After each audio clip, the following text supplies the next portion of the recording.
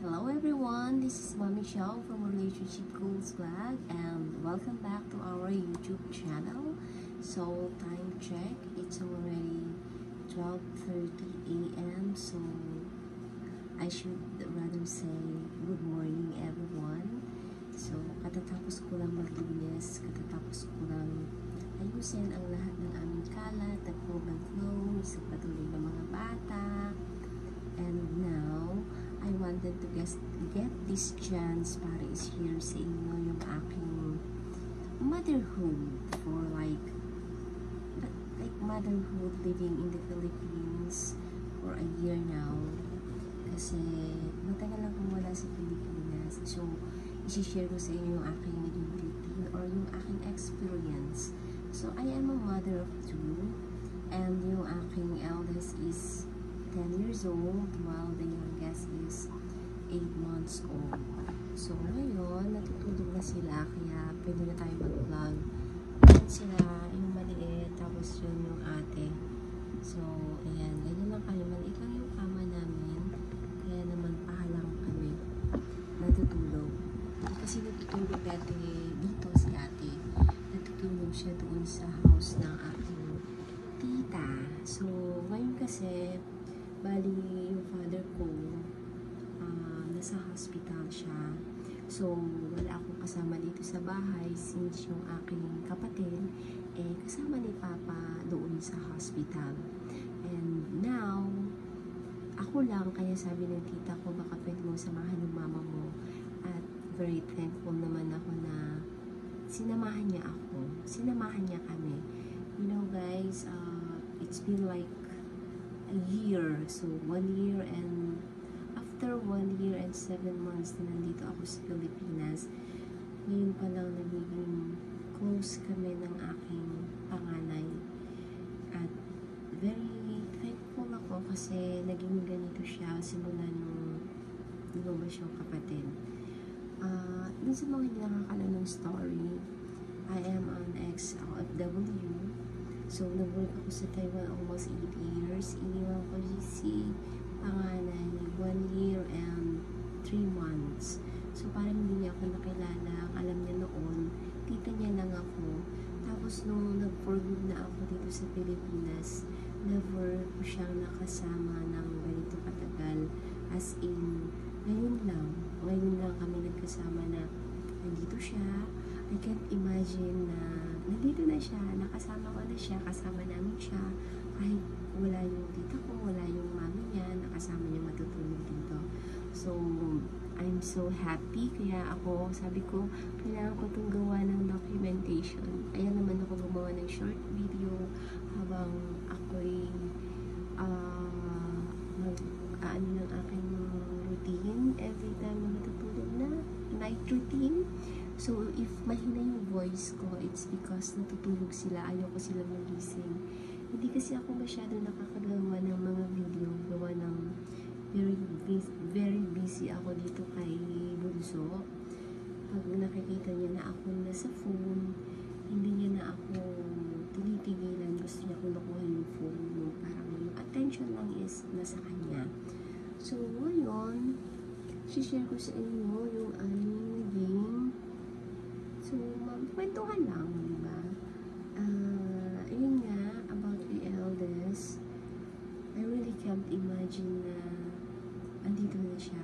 Noon, how I wish talaga na sana balang araw makasama ko siya, na kami-kami lang, and this is it. Hindi ako makapaniwala na nangyayari na.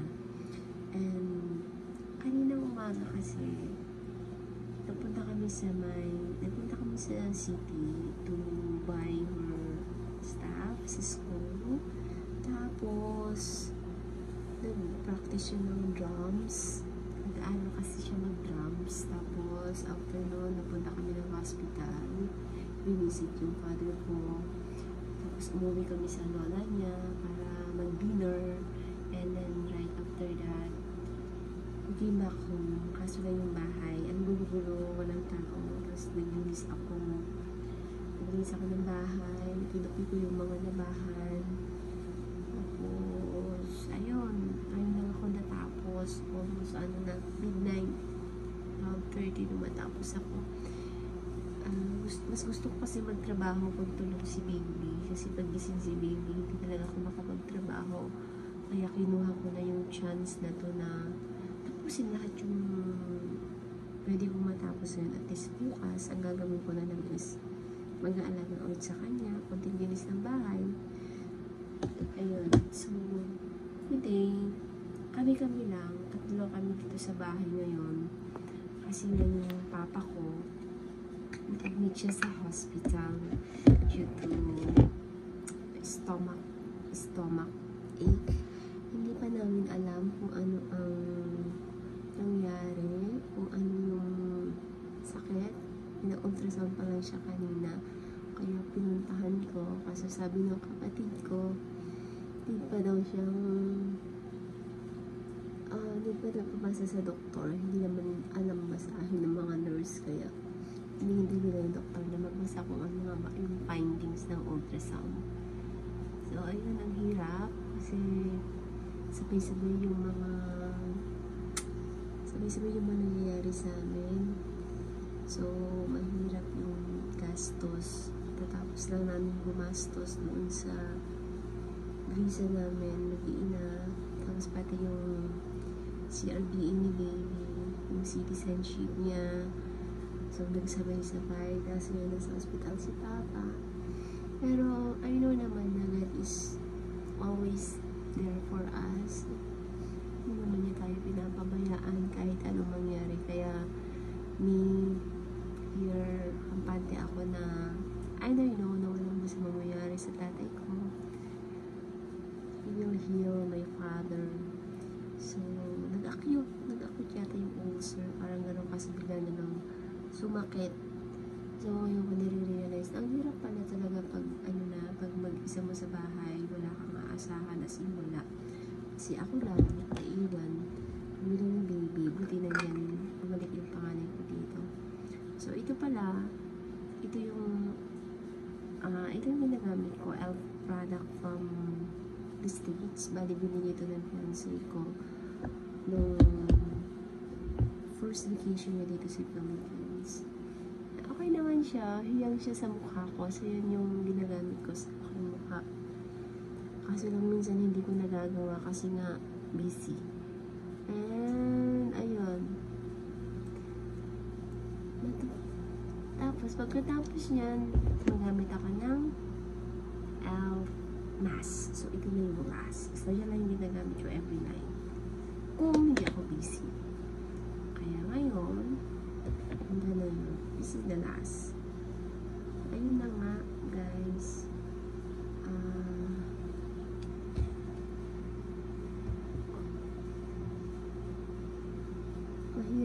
Mahirap pala na yung kayo lang, ako na ikaw lang. Kaya sabi ko, paano kaya pag tatatlo na tayo sa work yung tatay mo, sabi ko dito sa dalawa kasi paalis na kami. Ganito maging routine namin. Tatlo lang kami sa bahay lang nag-work yung asawa ko. So, anyway,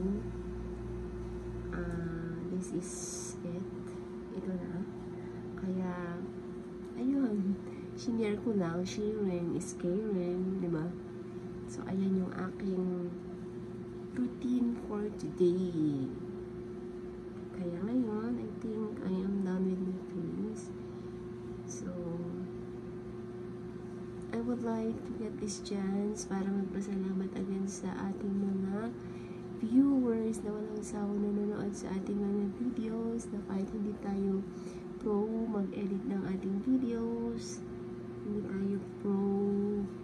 tayo malaking YouTuber, nandiyan kayo sumusuporta sa aking channel. Maraming salamat, guys. At kung hindi pa po kayo nagsasubscribe, please like, share, and subscribe our channel para ma-update kayo sa mga next videos na aking i-upload in the future. So, mag-aalauna na, guys. So, it's time for me to sleep para may lakas ulit bukas. So, once again, this is Mami Michelle, and thank you for watching. Like and share.